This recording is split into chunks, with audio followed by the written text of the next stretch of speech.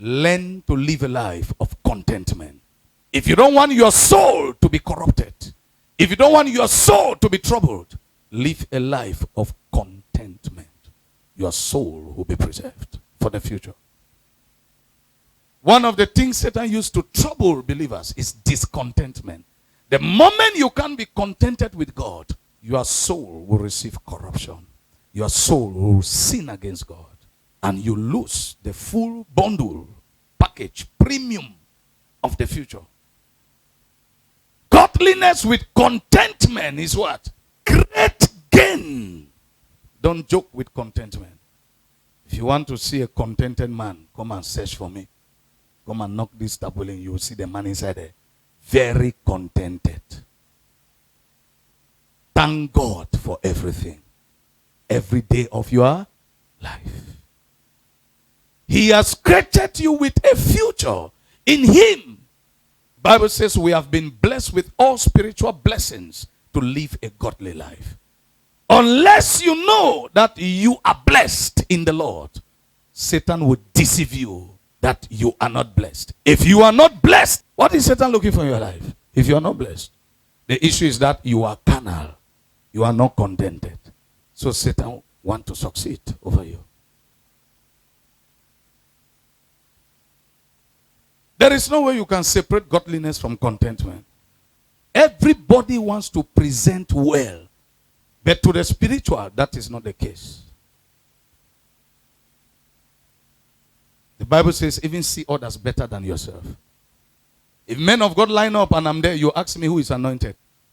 I'll look at these men of God to appreciate what God is doing in their lives and ministries.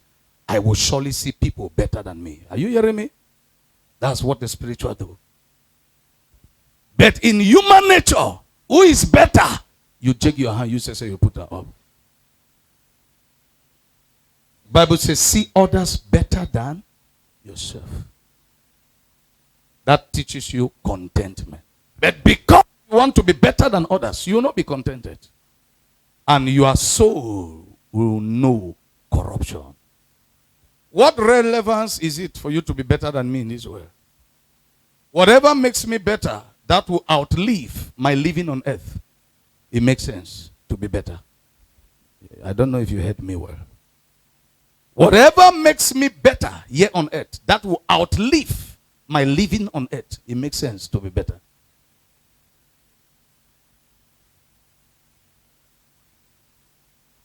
I want to give an example. If I can dress more than you in this church, and there is a legacy, the most dressed person in the church was the man of God. Good. Next question. How does that outlive my life here on earth? That answer will determine whether becoming the best dressed man in the church makes sense to me or not. It's the answer to that second question that will give a determinant direction now. How does that outlive my living here on earth? What do I mean? How will Jesus use this to position me when I die? Simple. If I cannot get that answer for how it will outlive my living on earth, my friend, the day God bless, you will see me dress better. The day is not there, I will dress the way I have. Learn from me.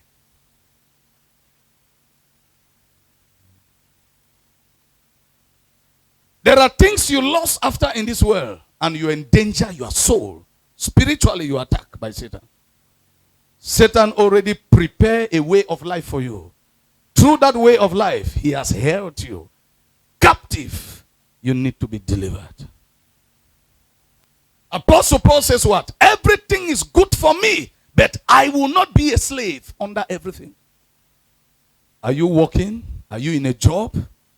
And they tell you that if you don't touch blood, we sack you.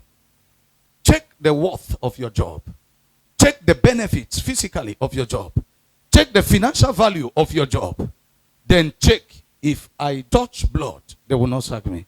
If I don't touch blood, they will sack me. Now, ask yourself, if I touch blood, how would this outlive my life here on earth? How would this position me when I die? If you don't get an answer, don't touch blood. Be sacked. You are blessed.